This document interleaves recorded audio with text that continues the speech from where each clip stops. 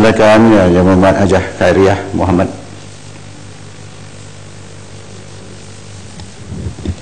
Bismillahirrahmanirrahim. Assalamualaikum warahmatullahi taala wabarakatuh dan salam sejahtera. Terlebih dahulu terima kasih Tan Sri Yang Dipertua dan alhamdulillah saya sempat bersama dalam detik bersejarah pembentangan dan perbahasan rancangan Malaysia ke-11 2016-2020 yang bertemakan pertumbuhan berpaksikan rakyat, yang ia akan menjadi RMK terakhir sebelum berakhirnya Wawasan 2020 yang bermatlamatkan mengangkat Malaysia sebagai sebuah negara maju dalam acuannya sendiri menjelang 2020. Dan sebagaimana yang sedia dimaklumi, 9 matlamat utama Wawasan 2020 yang saya sebut di sini secara ringkas: mewujudkan negara Malaysia bersatu, mewujudkan sebuah Malaysia, sebuah masyarakat yang berjiwa bebas, mewujudkan masyarakat demokratik yang matang, mewujudkan masyarakat yang sepenuhnya bermoral dan beretika dengan warga negara teguh dalam nilai agama dan kerohanian, mewujudkan masyarakat liberal dan bertolak ansur, mewujudkan masyarakat saintifik dan progresif, mewujudkan masyarakat penyayang, mewujudkan masyarakat yang adil dalam bidang ekonomi, dan akhir sekali mewujudkan masyarakat makmur yang mempunyai ekonomi bersaing dan dinamik. Matlamat yang digariskan ini saya kira terlalu murni sehingga terlintas adakah ia mampu dicapai melihat situasi hari ini dalam tempoh 5 tahun yang masih berbaki.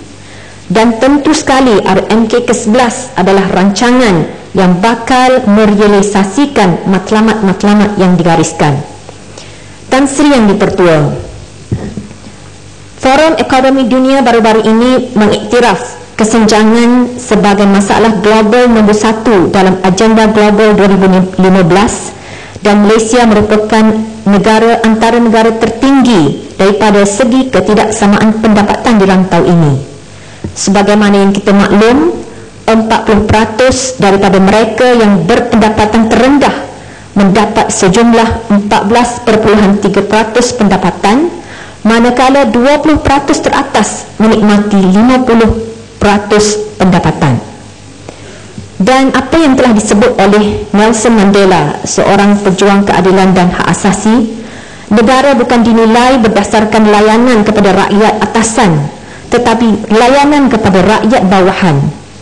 Dengan jurang pendapatan yang melebar, Malaysia bakal menjadi syurga untuk sebahagian kecil rakyat yang berpendapatan tinggi, namun menjadi tempat yang sukar dan tiada kesejahteraan bagi rakyat kebanyakan. Justru tiada makna jika kita dinobatkan sebagai negara maju sedang rakyat kebanyakan tidak menikmati kesenangan dan kesejahteraan. Dan dalam mengukur kesenjangan ini, saya kira perlu ada satu pengukuran yang lebih fleksibel dan progresif bagi mengukur tahap kemiskinan sebenar di Malaysia, berbanding menggunakan pendapatan garis kemiskinan berdasarkan kemiskinan mutlak. Pihak kerajaan sepatutnya menggunakan ukuran kemiskinan yang relatif. Contohnya, dengan mengambil nilai ambang 60% daripada median pendapatan isi rumah dan penyelarasan yang sesuai berkadaran saiz keluarga. Saya ambil contoh, kita ambil pada masa ini 1,200 untuk individu dan 2,000 untuk isi rumah yang sudah berkahwin dan tidak mempunyai anak, serta tambahan 300 untuk 2 orang anak pertama setiap satu, 200 lagi untuk anak ketiga dan keempat, dan 100 untuk anak seterusnya. Jadi saya kira pengukuran kemiskinan yang relatif ini mampu memberikan gambaran sebenar tahap kemiskinan di Malaysia serta langkah susulan yang sesuai dengan dapatan kadar kemiskinan tersebut. Tan Sri Yang Dipertua, daripada sudut pendidikan, Pelan Pembangunan Pendidikan Malaysia telah menggariskan pelaksanaan bahasa Inggeris sebagai subjek wajib lulus SPM pada tahun 2016, tahun depan. Siapakah golongan yang akan terjejas dengan pelaksanaan dasar ini? Jika lihat daripada sudut statistik, peratusan kelulusan bahasa Inggeris bagi kawasan bandar pada tahun 2012, 2013 dan 14 masing-masing 82.7%, 84.4% dan 82.5%. Jika dibanding dengan pencapaian kelulusan subjek bahasa Inggeris di luar bandar yang jauh lebih rendah bagi tahun yang sama 2012, 2013 dan 2014, iaitu 69.2%, 73.7%, dan pada tahun lepas 2014 menurun lagi ke 69.8%. Jika dirumuskan untuk ketiga-tiga tahun ini, pencapaian pelajar di luar bandar berbanding dengan di kawasan bandar daripada sudut kelulusan subjek bahasa Inggeris adalah 12.3% lebih rendah. Jadi saya kira pelaksanaan dasar ini akan menjejaskan kebanyakannya adalah pelajar-pelajar kita yang berada di luar bandar, yang mana mereka ini begitu sinonim dengan golongan yang berpendapatan rendah. Dan saya yakin dasar yang dilaksanakan ini bakal merumitkan lagi usaha mengecilkan jurang ekonomi, jurang sosioekonomi, bahkan meluaskan lagi jurang ekonomi, memandangkan sijil SPM bagi sebahagian besar pelajar adalah penentu hala tuju kehidupan mereka yang lebih baik. Dan dalam mengejar status negara maju, negara telah menjulang subjek bahasa Inggeris dan meletakkan masyarakat luar bandar dalam kedudukan yang lebih sukar untuk keluar daripada kepompong kemiskinan. Sedangkan kita semua boleh akui dan kita tahu banyak negara telah berkembang pesat dengan bahasa kebangsaan mereka sendiri, seperti negara China, Jepun dan Korea. Seterusnya, dalam cabaran wawasan 2020 juga, ia telah antara cabaran wawasan 20 adalah mewujudkan masyarakat yang sepenuhnya bermoral, beretika dengan warga negara teguh dalam nilai agama dan kerohanian dan didukung oleh nilai etika paling tinggi.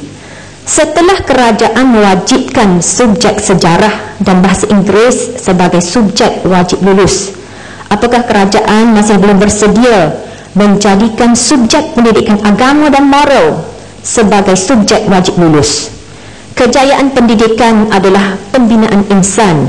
Pembinaan insan bukan hanya sekadar kecemerlangan akademik diukur dengan grade A dan grade B pada subjek-subjek menjurus kepada kerjaya.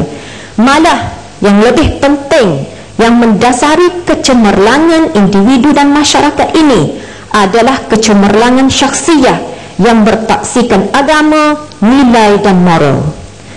Dan sayangnya, saya gagal melihat dalam RMK ke-11 suatu frasa pemerkasaan kehidupan beragama yang dinyatakan hanyalah bermoral dan beretika.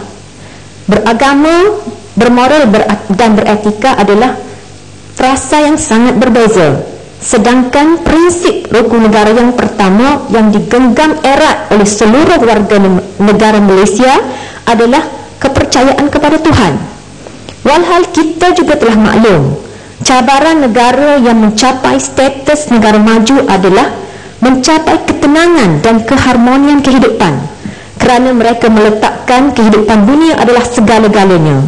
Lihat sahaja negara Jepun, antara negara yang paling banyak berdepan dengan kes bunuh diri, walaupun mereka sangat berbangga sebagai sebuah negara yang maju dan bermoral. Seterusnya, Tan Sri Yang di-Pertua, semenjak zaman berzaman kita telah mengamalkan sistem dua mahkamah, mahkamah sivil dan mahkamah syariah untuk orang Islam, serta terdapat juga mahkamah-mahkamah adat. Namun daripada sudut bidang kuasa hukuman, mahkamah syariah mempunyai bidang kuasa yang jauh lebih kecil berbanding mahkamah magistrat, iaitu mahkamah di tingkat paling rendah dalam mahkamah sivil. Mahkamah secara perbandingan, mahkamah magistrat mempunyai bidang kuasa jenayah untuk menjatuhkan hukuman sehingga 10 tahun penjara denda 10,000 dan 12 kali sebatan. Berbanding mahkamah syariah hanya boleh menjatuhkan 3 tahun penjara, 5,000 denda dan 6 kali sebatan. Dan sebatan syariah adalah jauh lebih ringan daripada sebatan sivil.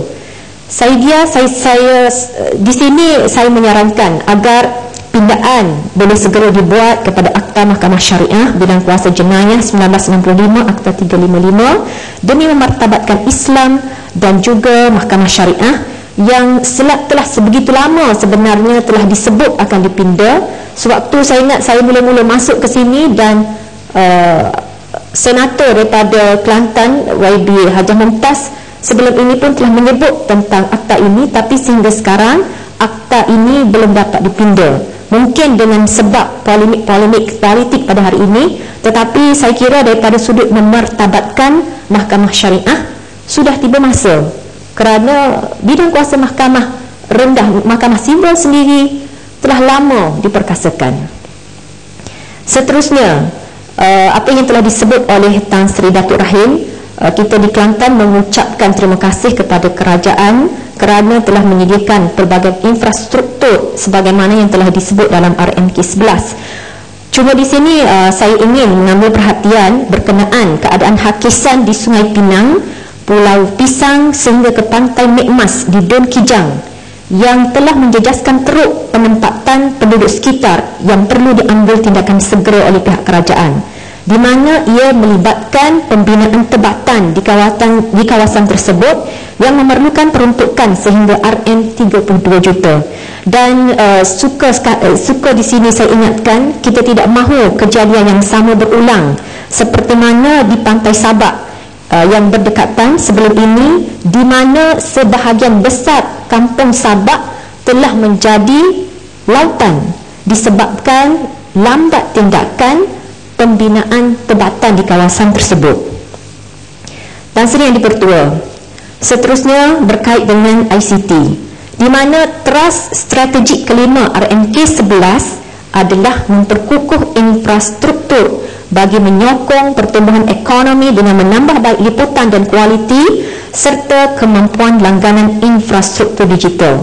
Dan ianya selaras dengan ucapan Perdana Menteri, iaitu penyediaan jalur lebar berkelajuan tinggi ataupun high speed broadband dan inisiatif jalur lebar pinggir bandar di samping kawasan pertumbuhan berimpak tinggi akan mendapat khidmat jalur lebar 100 MB per second, manakala di pinggir bandar dan luar bandar pula 20 MB per second.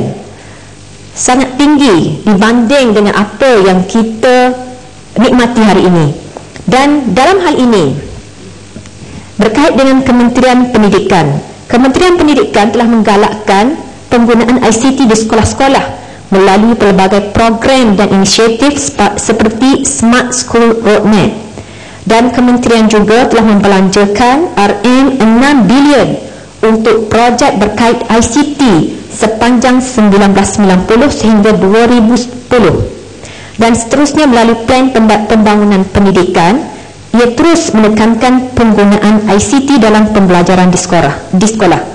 Dan projek terbesar yang berkait dengan ICT ini di sekolah adalah tentu sekali projek One Bistari Net yang telah dilancarkan, yang mengandungi 3 komponen asas, iaitu perkhidmatan jalur lebar, Chromebooks dan Virtual Learning Environment.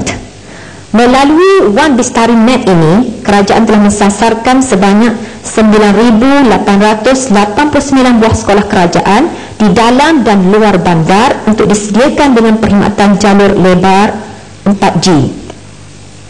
Namun, apabila dilihat kepada pencapaiannya, ia agak mengecewakan. Sebagaimana laporan audit 2013, terdapat kelewatan penyediaan perkhidmatan internet di 4,176 sekolah serta 70% sekolah yang disediakan perkhidmatan internet liputannya adalah tidak menyeluruh di semua kawasan sekolah.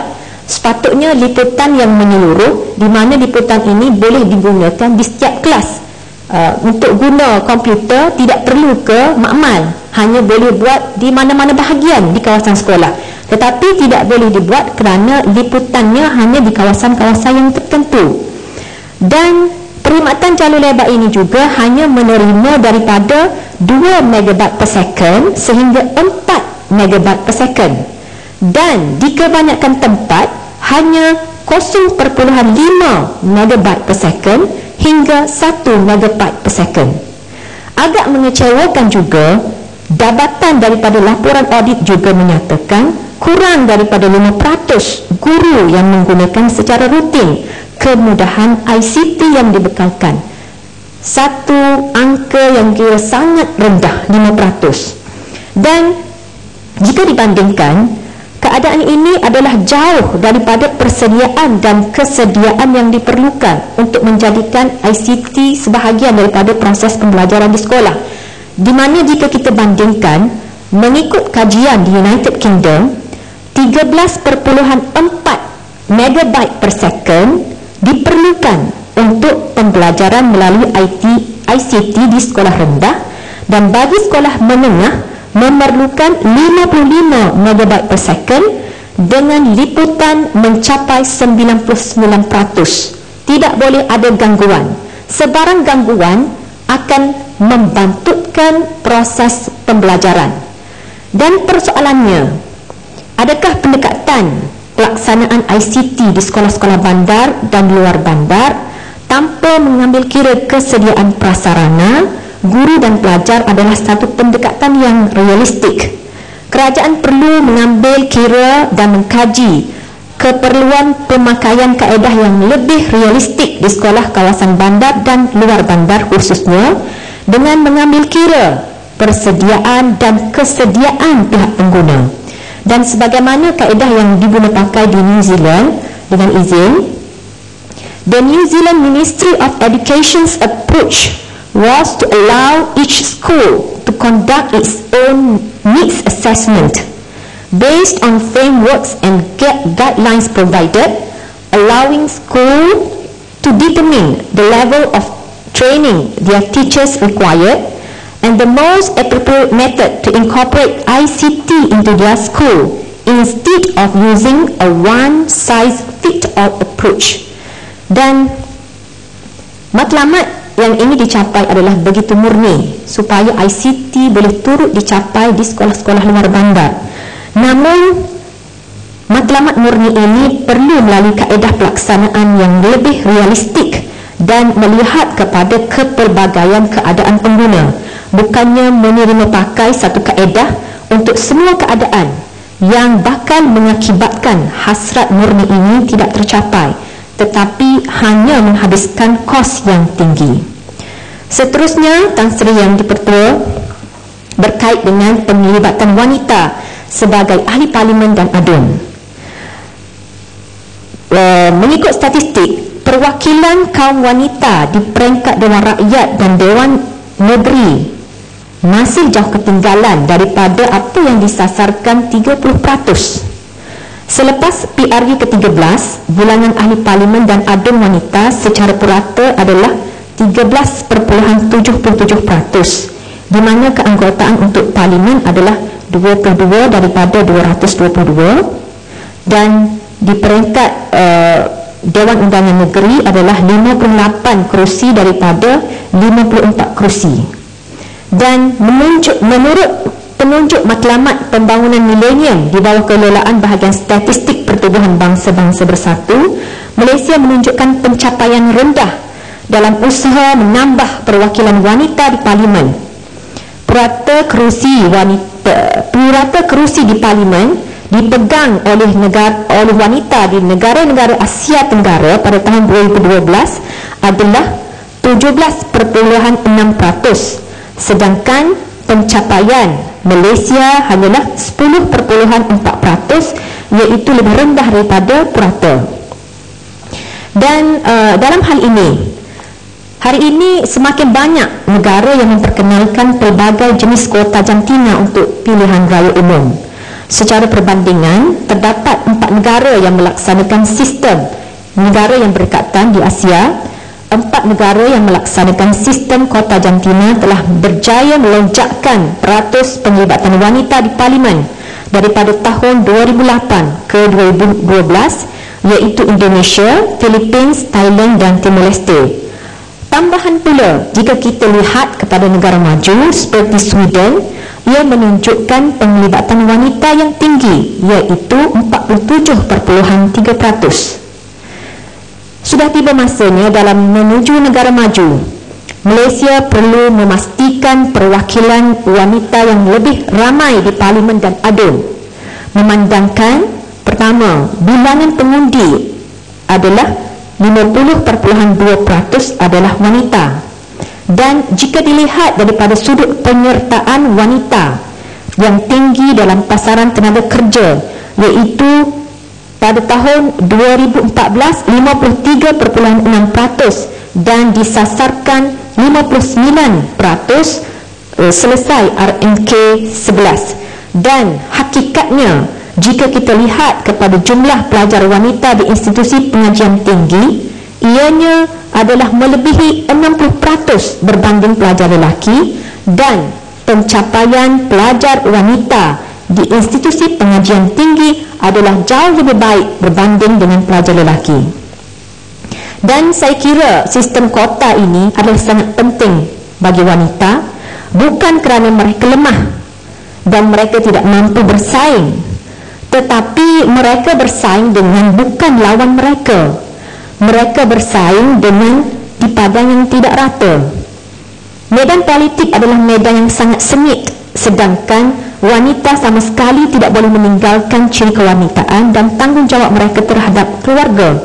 Dalam masa yang sama, negara pasti tidak mahu kehilangan sentuhan tenaga wanita yang sangat diperlukan. Dan jika kita lihat daripada sudut lantikan menteri dan timbalan menteri pula, di kalangan wanita hari ini yang dilantik sebagai menteri hanyalah 2 orang daripada 32 orang menteri, iaitu 6.25%. Manakala daripada sejumlah 26 timbalan menteri, 5 timbalan menteri adalah wanita, iaitu 19.2%. Juga mempamerkan satu jumlah yang jauh lebih kecil daripada apa yang disasarkan. Sudah tiba masa kerajaan memandang berat untuk menambah bilangan menteri di kalangan wanita, dan menteri wanita tidak seharusnya sinonim dengan menteri Kementerian Pembangunan Wanita, Keluarga dan Masyarakat. Malah menteri wanita mempunyai keupayaan untuk mengetuai kementerian-kementerian lain seperti Kementerian Pendidikan dan juga Kementerian Perdagangan Dalam Negeri dan sebagainya. Dan poin yang terakhir, Tan Sri Yang Dipertua, melalui strategik yang keempat, menuju ke arah pertumbuhan hijau bagi meningkatkan kemampanan dan daya tahan, kerajaan akan menggunakan konsep penggunaan dan pengeluaran mampan dengan sasaran 22% kadar kita semula daripada isi rumah. Namun, saya sebenarnya keliru. Adakah kerajaan betul-betul serius dalam pelaksanaan agenda ini? Kerana sebenarnya kitar semula ini telah diperkenalkan semenjak 1993. Kemudian dirasmikan secara rasminya pada tahun 2000. Dan sehingga sekarang pencapaiannya 15 tahun. Saya kira kalau 7-8% adalah cukup rendah.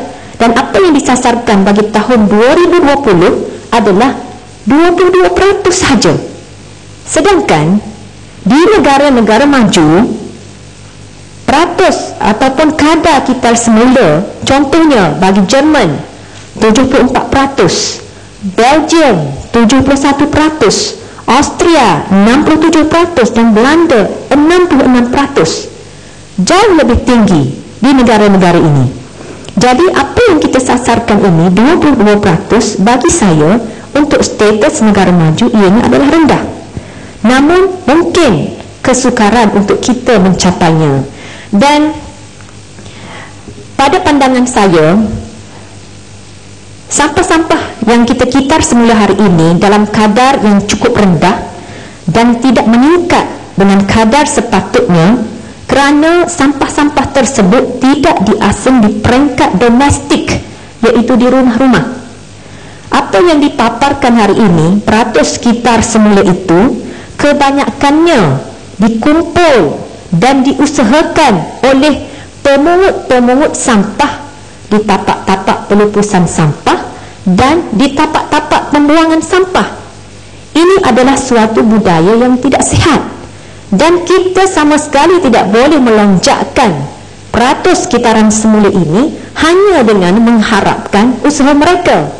Kita mungkin boleh mampu mencapai 20%, 22%, tetapi tidak boleh melonjak sehingga 74%, 71% sebagaimana negara maju yang lain, kerana kesedaran ini tidak bermula daripada rumah. Dan saya kira pendidikan untuk kitar semula ini sebenarnya cukup, sebab kalau kita lihat kepada pendidikan dalam sistem pendidikan hari ini, terdapat sukatan pelajaran berkaitan dengan kitar semula di peringkat sekolah rendah. Kebanyakan anak-anak kita telah tahu tentang perlunya program kitar semula. Namun hakikatnya daripada sudut pelaksanaannya ianya agak sukar. Ya, Mat. Panjang lagi. Sikit lagi, ni poin terakhir. Saya ambil contoh. Saya asingkan sampah saya di rumah, tetapi apabila saya mahu membuangnya, saya perlu ke pusat pengumpulan yang jauh dan memakan masa. Tentu sekali lama kelamaan saya akan putus asa. Dan saya kira jika kerajaan betul-betul serius dalam pelaksanaan kitar semula, kerajaan bukan sahaja perlu memberikan pendidikan, malah menyediakan kemudahan secukupnya melalui PBT seluruh Malaysia. Mungkin tidak kepada seluruh kawasan serentak, tetapi tumpuan di kawasan-kawasan perumahan yang lebih tersusun dan terancang, dalam masa yang sama melantik lebih ramai ejen-ejen yang akan menguruskan pelupusan sisa pepejal ini, sisa kitar semula ini. Dan jika kita kekal dengan kaedah sekarang, saya yakin matlamat 22% tidak akan tercapai, jauh sekali kesedaran dan praktis kitar semula di negara-negara maju. Dan secara rumusannya, dengan 5 tahun berbaki menuju negara maju, saya kira kita memerlukan kerja yang amat keras untuk merealisasikan wawasan 2020 dan RMK ke-11. Ini mengambil kira pencapaian Malaysia pada hari ini dan ancaman-ancaman yang kita hadapi, khususnya ancaman ekonomi, rasuah, gejala sosial dan sebagainya. Dan cabaran paling besar tentu sekali inclusivity, iaitu melibatkan semua peringkat masyarakat, terutama golongan B40 seiring dengan pencapaian negara maju, agar kemajuan Malaysia ini sama dikecap, sama dirasa. Sekian, terima kasih. Terima kasih, ya, Mat. Terima kasih. Sekarang saya persilakan Yang Meratu Muhammad Aulian